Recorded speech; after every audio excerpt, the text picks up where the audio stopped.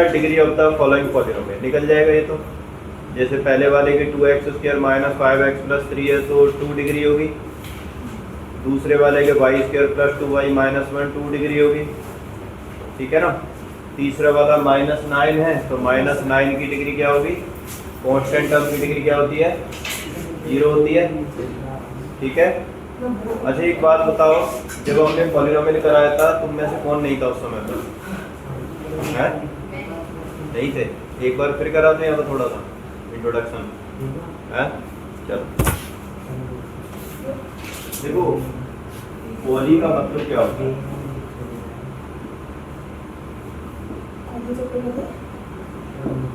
एक ऐसी algebraic expression जिसमें कई सारे टर्म इन्वॉल्व होते हैं, क्या माना जाता है, पॉलिनोमियल। अलजेब्रा कौन सा होता है, इसके अंदर कांस्टेंट टर्म और वेरिएबल टर्म, कांस्टेंट और वेरिएबल, ठीक है। वेरिएबल टर्म क्या कहते हैं कि सपोज करो ए और बी दो फ्रेंड है, ए के पास बी से क्या है, डबल है, ए के पास जो मनी है बी से क्या है, डबल है। तो इसका मतलब अगर बी के पास x है तो ए के पास क्या हो जाएगा, 2x। ये जो x है क्या बन गया आपका, वेरिएबल टर्म, क्योंकि ये चेंज होगा, ये फिक्स नहीं है, ये चेंज हो सकता है। और ये जो एक्सप्रेशन लिख रहे हैं हम, ये क्या मान जाएगी, पॉलिनोमियल, ठीक है ना। जिसमें वेरिएबल टर्म और कांस्टेंट टर्म होता है उसे हम क्या कहेंगे, पॉलिनोमियल। लेकिन एक और चीज देखो, हम यहाँ पे जो पॉलिनोमियल पढ़ेंगे ना वो आपका सिंपल पॉलिनोमियल पढ़ेंगे जिसकी डिग्री इंटीजर उसमें होगी, क्या नाम है, होल नंबर, ठीक है। वैसे तो रैशनल पॉलिनोमियल भी होता है, इरेशनल पॉलिनोमियल भी होता है, ठीक है। हम इंटीजर डिग्री वाला पॉलिनोमियल यहाँ पर पढ़ेंगे, ठीक। अब वो कैसे करेंगे हम, ये देखो देखिए। तो अब सबसे पहले जैसे that expression, that algebraic expression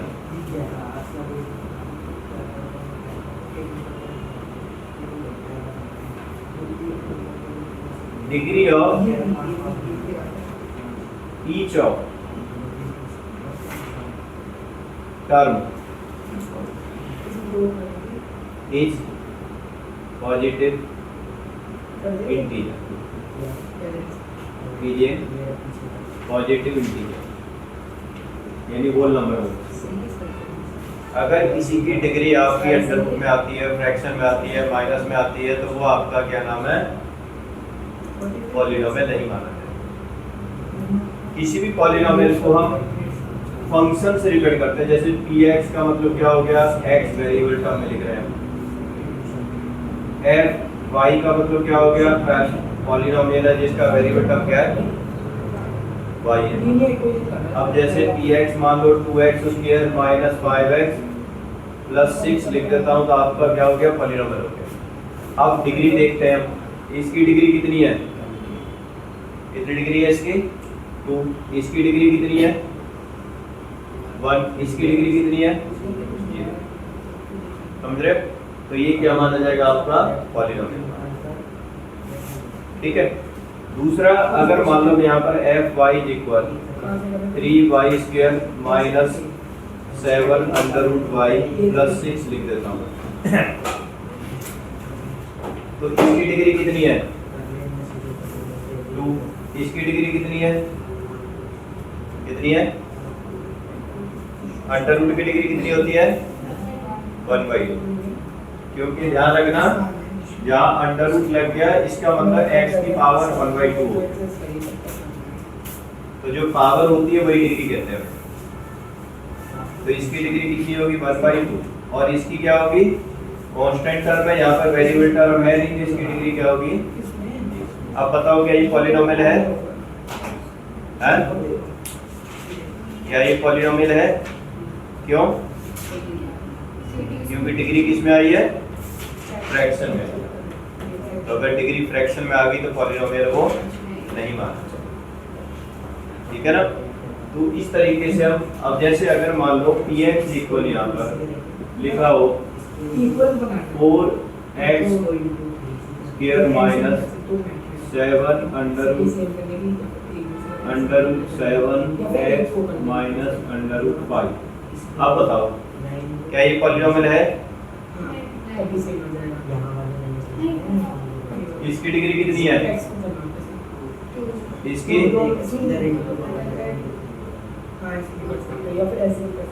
थोड़ा धीरे बोलो, पीछे थोड़ा धीरे। इसकी डिग्री कितनी है? 1 होगी। डिग्री सिर्फ वेरिएबल टर्म की निकालता है, कांस्टेंट टर्म की डिग्री नहीं निकलती। कांस्टेंट टर्म आपका जो मर्जी हो, अंडर रूट में हो, फ्रैक्शन में हो, इससे मतलब ही नहीं है। हम देखेंगे कि जो x या y या z लिखा हुआ उसके ऊपर पावर कितनी है, बस खत्म। तो इसकी डिग्री 1 होगी। इसकी √5 की डिग्री क्या होगी ना? 0। फिर वही बात, क्या √5 आपका वेरिएबल टर्म है? हाँ, इसमें वेरिएबल टर्म क्या माना जाता है? x की पावर 0 माना जाता है। कांस्टेंट टर्म के साथ में x की पावर क्या माना जाएगा? 0। समझ रहे हो? इसलिए इसकी डिग्री क्या होगी आपकी? 0। ठीक है, तो हम इस तरीके से पॉलिनोमियल को पहचान सकते हैं कि कौन सा पॉलिनोमियल होगा, कौन सा पॉलिनोमियल नहीं।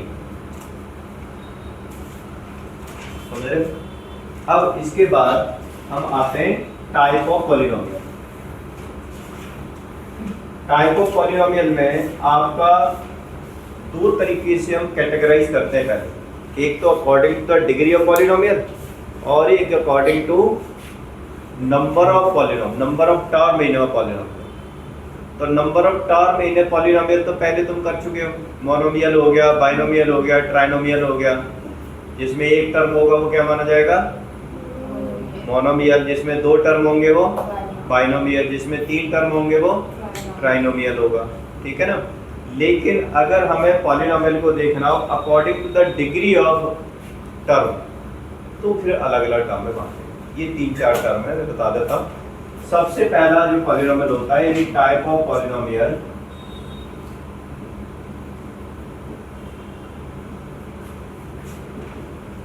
अकॉर्डिंग टू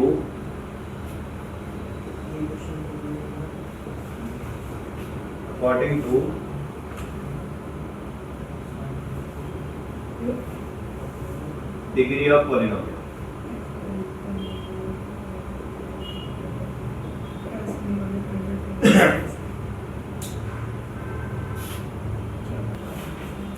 अब देखो आगे, नंबर फर्स्ट होता है इसके अंदर कौन सा? लीनियर क्या लिखे पहले? Zero polynomial. पहला zero polynomial. That polynomial whose term is 0, जिसका टर्म ही क्या होता है? 0 होता है। जीरो पॉलिनोमियल मान समझ रहे हो? जैसे अगर मैं px इक्वल यहाँ पर 0x की पावर 5 या 0x की पावर 2 लिख देता हूँ तो ये आपका क्या माना जाएगा? क्योंकि 0 के साथ में अगर मल्टीप्लाई करोगे तो 0 ही हो जाएगा वो, तो इसकी कोई वैल्यू नहीं है, मतलब 0 ही माना जाएगा ये सारा। समझ रहे? तो यहाँ पर ये भी क्या माना जाएगा? 0 पॉलिनोमियल। दूसरा, इसकी डिग्री ध्यान रखना, degree of zero polynomial, degree of zero polynomial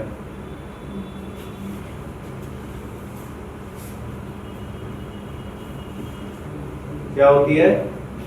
non defined, मतलब कहना चाहिए infinite, any real number, non defined, infinite, कुछ भी हो सकती है।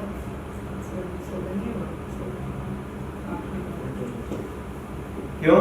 क्योंकि देखो यहाँ पर 5 भी लगा सकते हैं, 10 भी लगा सकते हैं, 20 भी लगा सकते हैं, कुछ भी लगा सकते हैं। x के ऊपर तो रहेगा 0 ही फिर भी। ठीक है? उसके बाद आता है दूसरे वाला, कौन सा? Constant polynomial. Constant polynomial. ठीक है,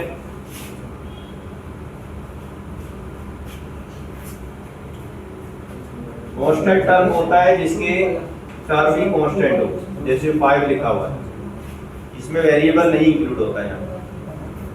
और डिग्री क्या होती है कांस्टेंट टर्म की? No, yes, degree of constant term क्या होगी? 0, क्योंकि इसमें तो x है ही नहीं ना, x हिडन होता है, x की पावर 0 होता है, इसलिए डिग्री ऑफ कांस्टेंट टर्म क्या होती है? जैसे बहुत बार क्वेश्चन आता है कि बताओ √2 की डिग्री क्या होगी? 0 होगी, 1/2 होगी, 1 होगी, या एनी नंबर हो सकती है, क्या होगी? तो क्या होगी? 0। बहुत से 1/2 लिख देते हैं। ठीक है, तो ध्यान रखना है कांस्टेंट टर्म की डिग्री क्या होती है? 0। ठीक है, तीसरा होता है आपका कौन सा? Linear polynomial.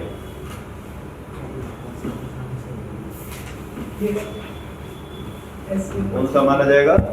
Linear polynomial.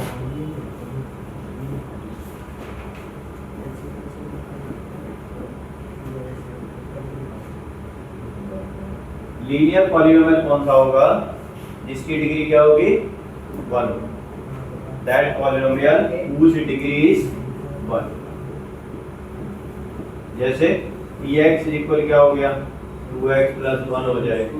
py equal सिर्फ 3y हो जाए। pd इक्वल p - 6 हो जाए, कुछ भी हो जाए, मतलब डिग्री क्या होनी चाहिए सबकी? 1 होनी चाहिए, वेरिएबल चाहे जो बने।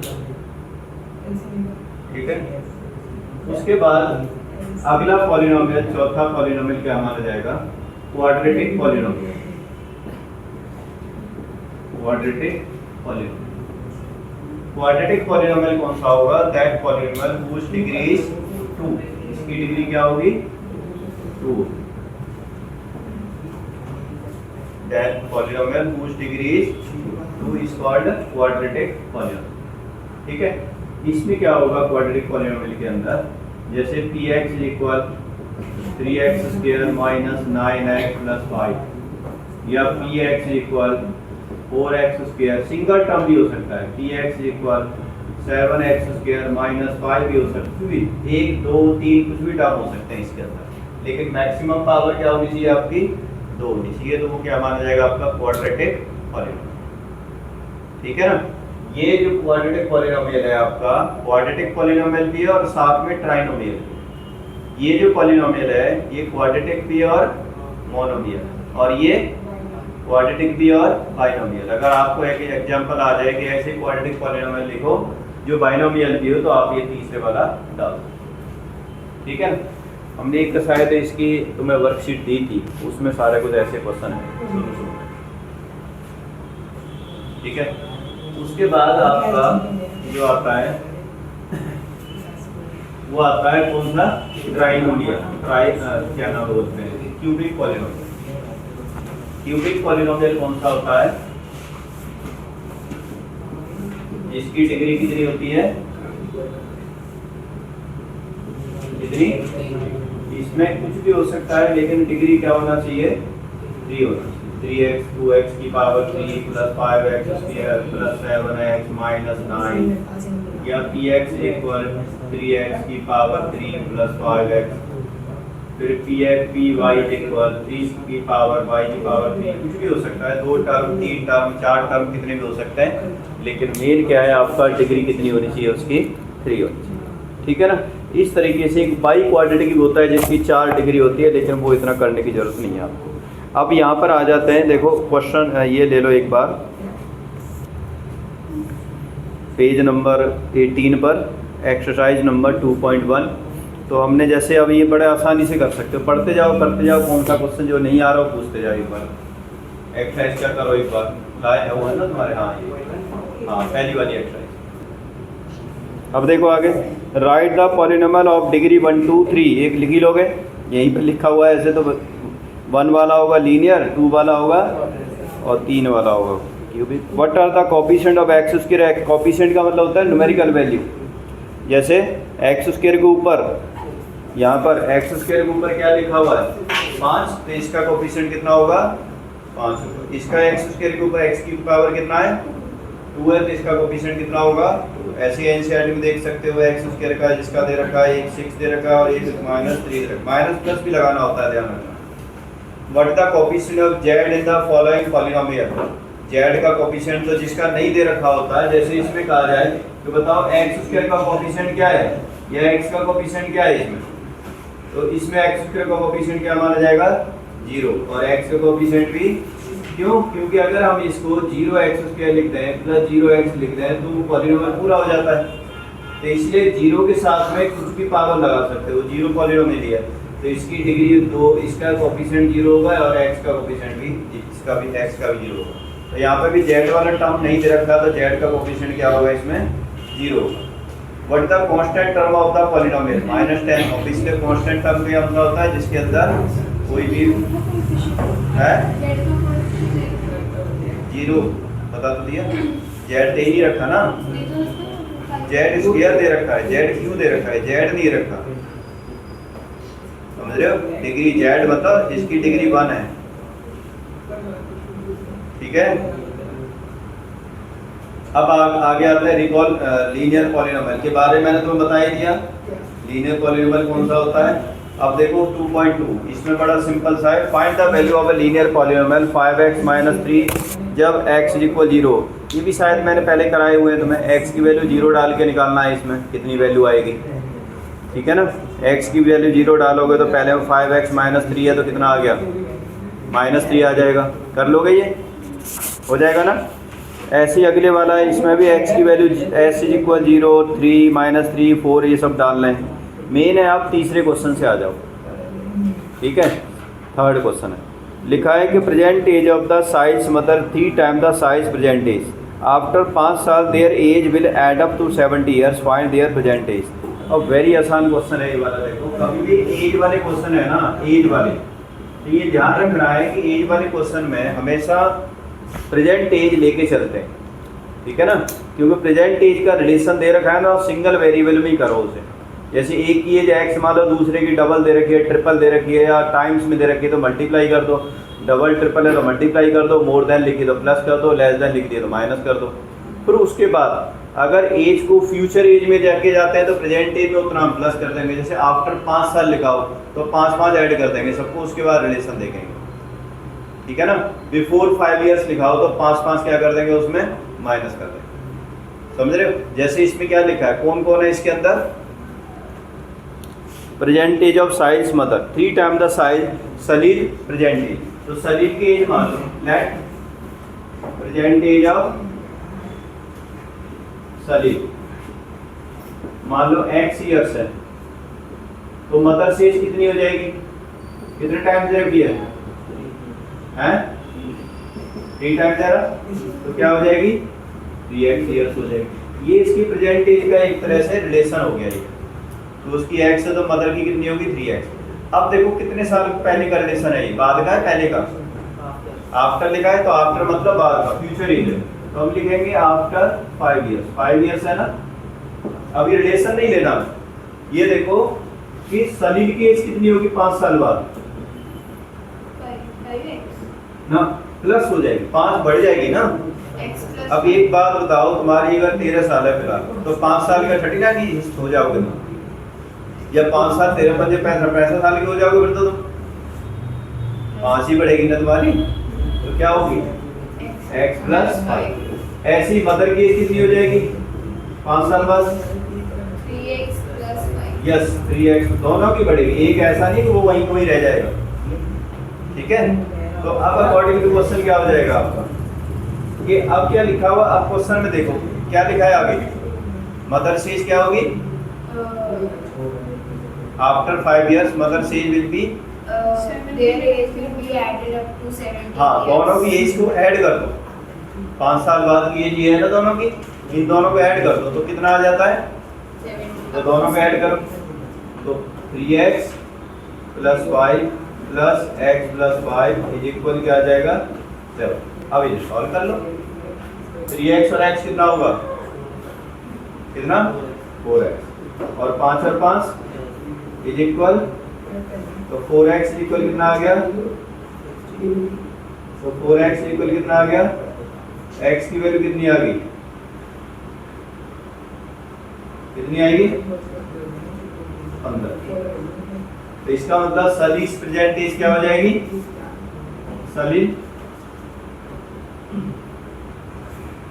प्रेजेंटेज हो जाएगी कितने साल? 15 साल। और दूसरा कौन है? मदर से कितनी हो जाएगी? 15 मल्टीप्लाइड बाई 3 यानी 45 ईयर्स। ये वाला आंसर आ जाएगा। समझ रहे? अगला देखो, नेक्स्ट क्वेश्चन।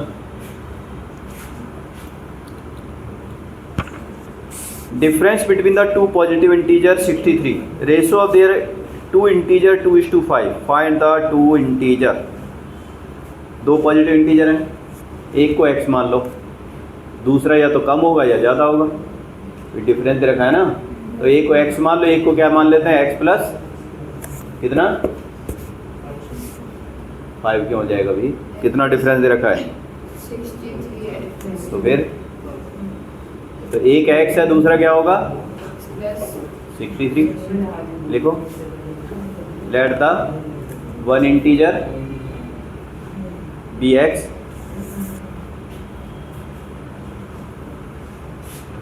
और second integer be which be let first integer x मान लो, सेकेंड इंटीजर क्या हो जाएगा? x प्लस 63 मान लो, ठीक है? या x माइनस 63 कर लेते हैं, डिफरेंस रहेगा ना पहले और दूसरे का, एक कम होगा एक ज़्यादा होगा। तो अब क्या लिखा हुआ है? दोनों का डिफरेंस कितना है? वो रेशो क्या है इंटीजर की? x अपॉन x माइनस 63 कितना दे रखी है? 2:5।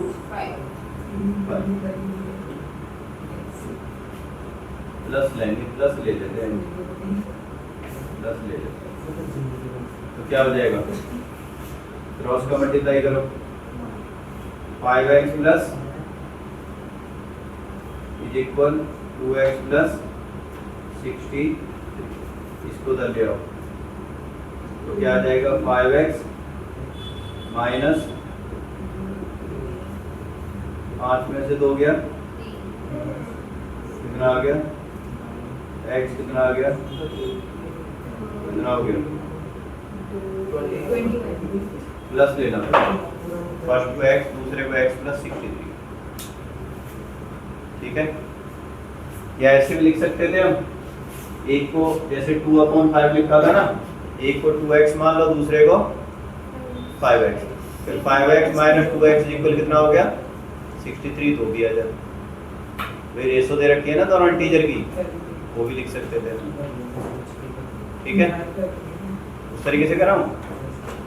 नहीं सर, ये ठीक है, बढ़िया आ गया ना? अगला लिखा है, Ruby has 3 times as many 2 rupees coins as she 5 rupees coins। मतलब 2 रुपए के जो कॉइन है ना, वो 5 रुपए से 3 टाइम्स है, तो 5 रुपए के कॉइन्स मान लो कितने? x, तो 2 रुपए के कितने हो जाएंगे? 3x। लिखो, let the 5 rupees coins be x, let the 5 rupees coins be x,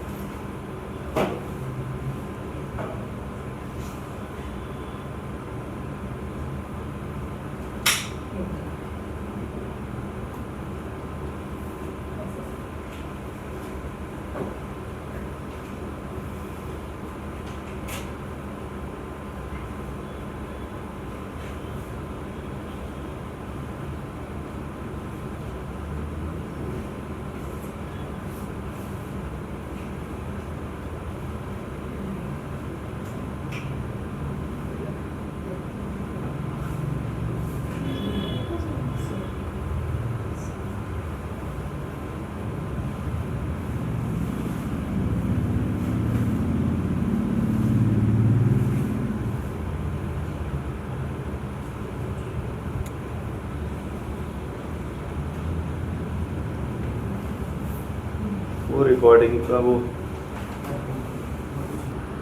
इस तरह से कितना आ जाएगा ये 6x plus 5x 11x x equal कितना हो गया? तो 5 रुपीज कॉइन्स कितने हो गए? 8 और 3 रुपीज 2 रुपीज कॉइन्स कितने हो गए? 3 into 8 कितना हो गया? 24। ठीक है,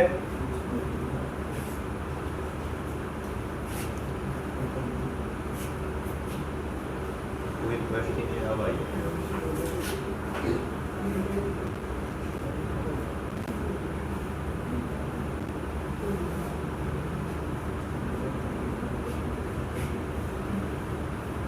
हो गया। अगला क्वेश्चन रियांसी 21 number page NCERT linear equations 2.2 exercise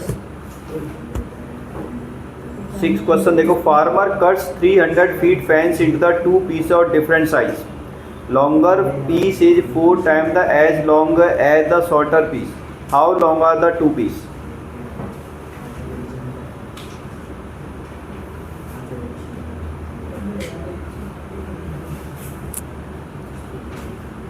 कितने फीट है फेंस पूरी?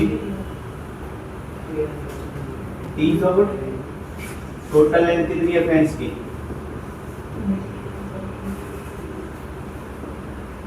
300। कितने पीस में कट करता है वो? कितने पीस में? 2 पीस के अंदर। क्या लिखा हुआ है? लॉन्गर पीस कितना टाइम्स है?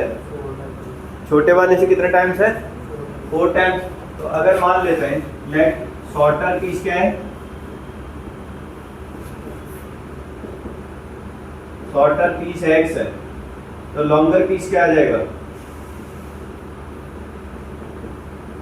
कितना हो जाएगा? कितने टाइम्स लिखा है? कितना होगा? 4x। दोनों को मिला के टोटल कितना रखा है? तो क्या हो जाएगा? 4x plus x equal 3। इससे ज्यादा मुश्किल तो तुम 8 में करके आए हो। ऐसे सिंपल सिंपल से linear equations.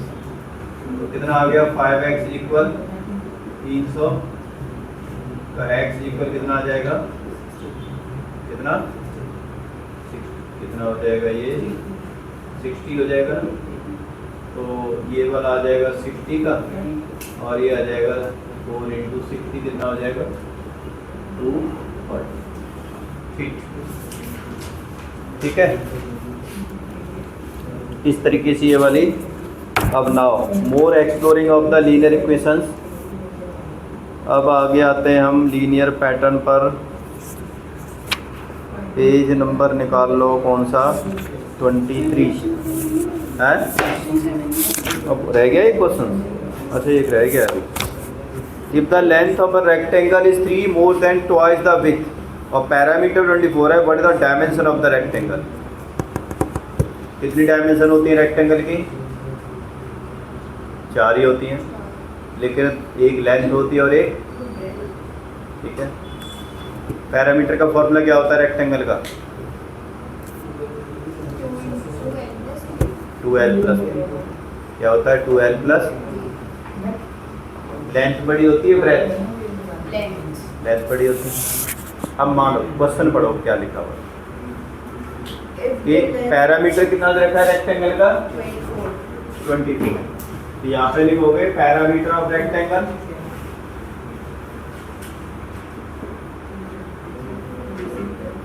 Of rectangle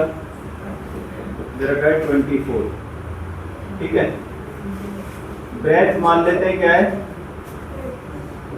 x मान लो। तो लेंथ कितना दे रखा है बताओ?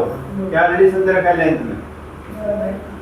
3 more than twice its देखो weight. मोर देन का मतलब प्लस, ट्वाइस का मतलब मल्टीप्लाई।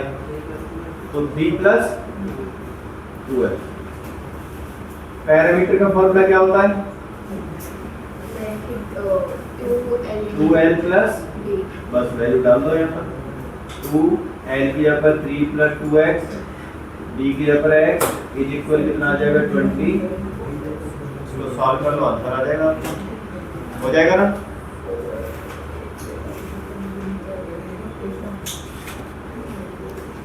अब आगे आ जाओ 2.3।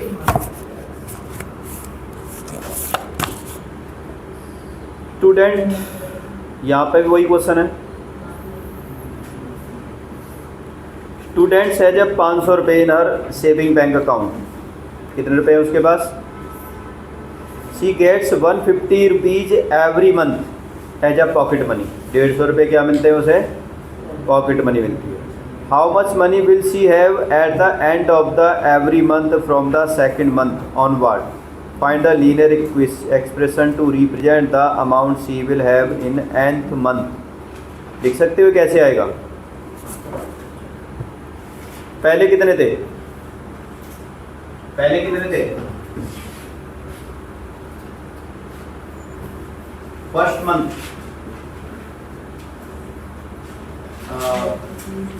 इनिशियल मनी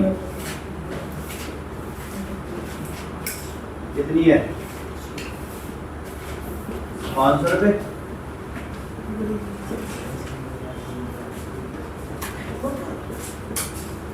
ठीक है, अब क्या लिखा? Student 500 saving bank account.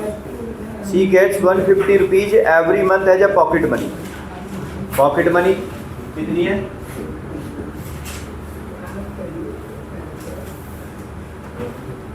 150 per month, every month. समझ रहे हो? अब लिखा हुआ है कि how much money will she have at end of the every month from the second month onward. कितने मनी होगी हर महीने?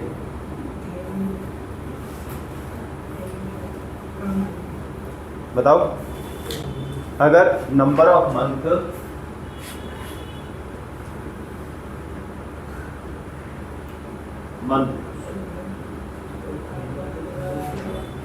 एन एक्स है, ठीक है, तो फर्स्ट मंथ में कितने मिलेंगे? सेकंड मंथ में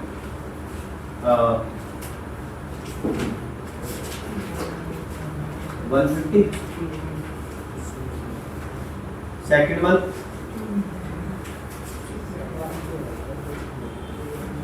150 एक्स मान लेते हैं हम इसको, टोटल हर महीने के हिसाब से। जैसे 150 × 2 हो गया, ऐसे ही थर्ड मंथ क्या होगा? कितने हो जाएगा तीसरे महीने में? टोटल मनी 150 × 3 हो गया। टोटल मनी है ये, ध्यान रखना। Total money in second month, total money up to third month 150। तो x माना है, तो इसका मतलब total money in x month कितनी हो जाएगी? 150 x प्लस 500 रुपये। तो ये उसके पास पहले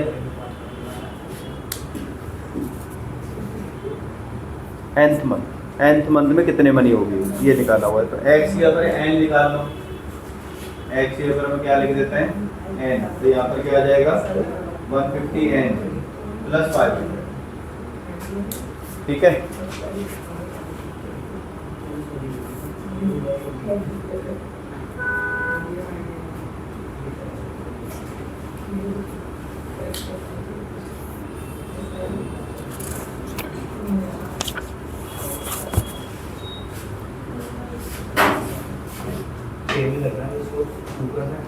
अगला क्वेश्चन है, अ rally start with the 120 members, each hours 9 members dropped out. The group, how many members will remain after 1 to 3 hours? Find the linear exponent represent the number member at the end of the nth hour. कैसे लिखेंगे हम इसे?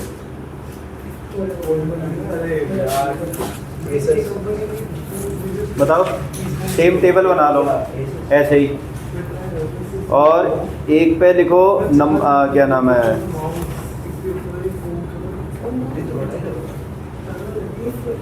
Number of members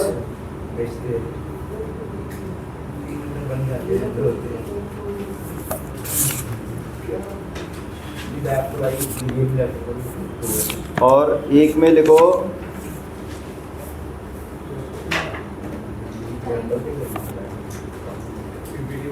time, hours, bracket में hours, each hours. तो जैसे 0 लिखो पहले, मतलब क्या नाम है टाइम में,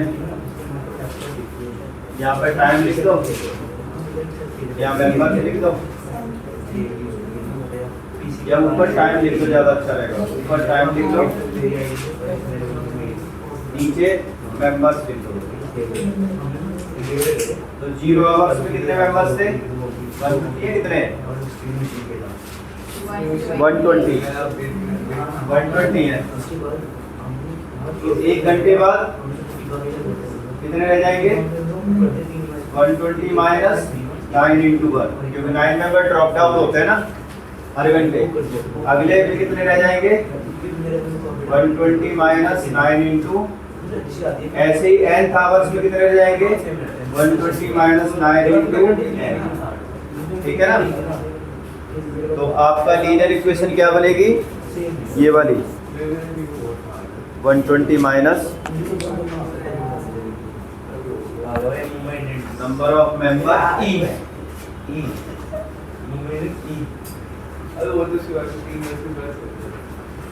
इन n इक्वल हो जाएगा 120 माइनस 9 इंटू, ये वाली लीनियर बन जाएगी आपकी, ठीक है ना।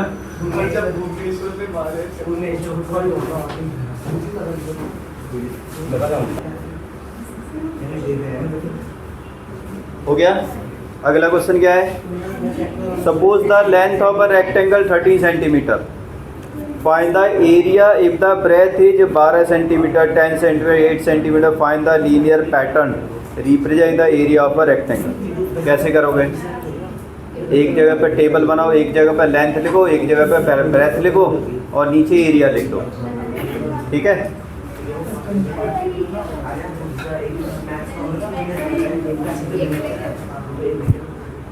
मतलब टेबल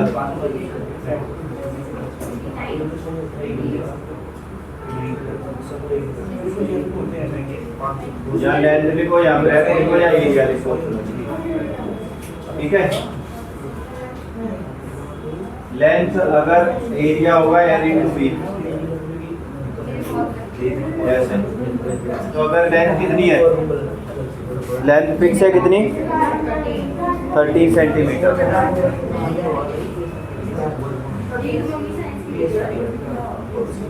यहाँ 30 लिखोगे। ब्रेथ कितनी है आपकी? ब्रेथ कितनी है? 12, 10, 8।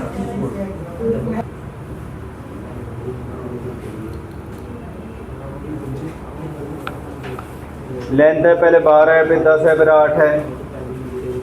पहले 12 है, 10 और 8, कितनी कितनी कम हो रही है? 2 कम हो रही है आपकी, ठीक है ना। तो कितना हो जाएगा? ये एरिया निकाल लो, यहाँ पर एरिया निकाल लो, 130 आ जाएगा। ये कितना आ जाएगा? कितना हो जाएगा? ये कितना हो जाएगा? 132। कितना आ जाएगा? 104। ऐसी क्या पूछा है इसमें? आगे find the linear pattern represent the area of a rectangle. Linear pattern कैसे बनेगा? ये आप मान के चलो, ब्रेथ वो है ना, ब्रेथ इस तरह से बन रही है आपकी, 2 कम हो रही है, ठीक है। तो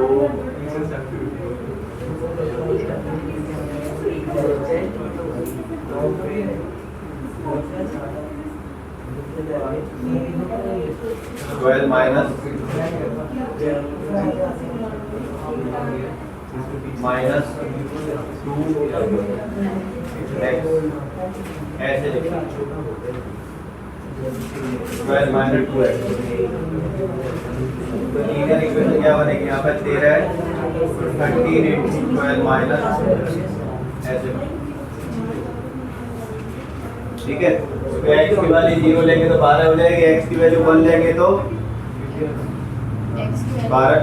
भाई अब देखो ना, अगर x की वैल्यू 0 लेंगे तो यही रहेगा, x की वैल्यू 1 लेंगे तो 12 माइनस 2 10 हो गया, x की वैल्यू 2 लेंगे तो क्या हो जाएगी 8 हो जाएगी।